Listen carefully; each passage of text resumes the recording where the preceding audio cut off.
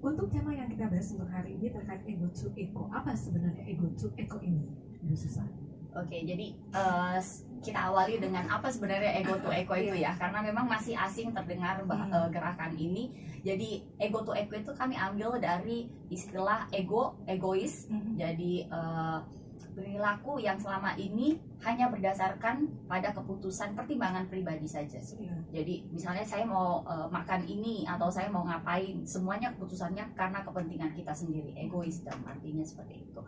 Terus kami ingin mengajak masyarakat untuk mulai merubah perilaku dari ego ini menuju ekosistem, memikirkan bahwa apapun sebenarnya tindakan apapun yang kita lakukan itu memiliki dampak untuk lingkungan kita.